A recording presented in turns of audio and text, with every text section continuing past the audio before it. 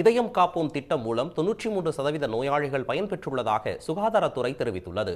இதயம் காப்போம் திட்டம் மக்கள் மத்தியில் பெரும் வரவேற்பை பெற்றுள்ளது. இதன் சிறப்பம்சம் குறித்த தொகுப்பை இப்போது பார்க்கலாம். தமிழ்நாடு அரசு இதயம் காப்போம் திட்டத்தை கடந்த ஆண்டு ஜூன் மாதத்தில் 3.37 கோடி ரூபாயில் தொடங்கியது. ஒருவருக்கு மாரடைப்பு ஏற்படும் போது முதல் 60 நிமிடம் மிகவும் முக்கியமானது. எனவே தூரத்தில் இருக்கும் மருத்துவமனைக்கு அழைத்துச் செல்ல நேரம் ஆகும் என்பதால் அருகிலுள்ள ஆரம்ப சுகாதார நிலையத்தில் முதலில் மாரடைப்பை தடுக்கும் வகையில் மாத்திரைகள் வழங்கப்படுகின்றன. பின்னர் மேல் சிகிச்சைக்காக மாவட்ட மருத்துவமனைக்கு அனுப்பி வைக்கப்படுகின்றனர்.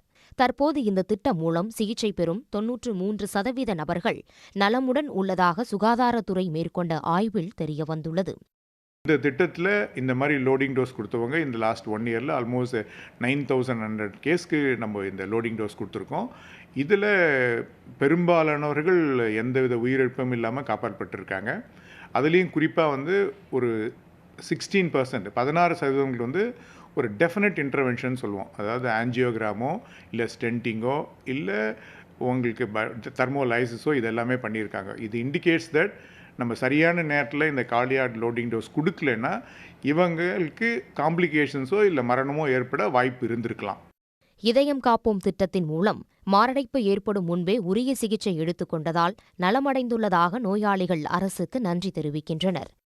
அரசு மருத்துவர் உடனே காலம் தாழ்த்தாமல் இசிஜி எடுத்து என் இதயத்தை உடனே பார்த்து உடனே டெஸ்ட் பண்ணி உடனே ஃபஸ்ட் எய்ட் அங்கே மாத்திரை இசிஜி எல்லாம் பண்ணி உடனே என்னை சேவ் பண்ணி உடனே இவர் ஜிஹெச்சுக்கு 108 ஆம்புலன்ஸ் வச்சு அங்கே அவங்க சைடு என்னென்ன பண்ணணுமோ அரசு மருத்துவர் அத்தனையும் பக்காவாக பண்ணார். இதயம் காப்போம் அப்படிங்கிற ஒரு திட்டம் கொண்டு வந்திருக்காங்க.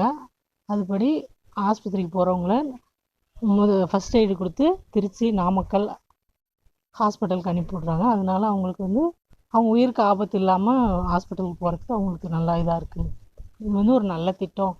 முதலமைச்சருக்கு எங்களுடைய வாழ்த்துக்கள். இதயம் காப்போம் திட்டம் மூலம் நாகப்பட்டினத்தில் 601 பேரும், சென்னையில் 583 பேரும், விழுப்புரத்தில் 475 பேரும், கோவையில் 467 பேரும், ஈரோட்டில் 439 பேரும் அதிகம் பயனடைந்துள்ளனர். ஆரோக்கியமான உணவுகளை உட்கொள்வது இதய நோய்களை தடுக்க உதவும் என்று கூறும் மருத்துவர்கள் கொழுப்பு உணவுகளை தவிர்த்து கீரைகள், பச்சை காய்கறிகள், முழு தானியங்கள் உள்ளிட்டவற்றை எடுத்துக்கொள்ள வேண்டும் என்றும் அறிவுறுத்துகின்றனர். நோயற்ற வாழ்வை எல்லோரும் பெற வேண்டும் என்பதே அனைவரின் எதிர்பார்ப்பு. சன் செய்திகளுக்காக செய்தியாளர் குணசேகரன்.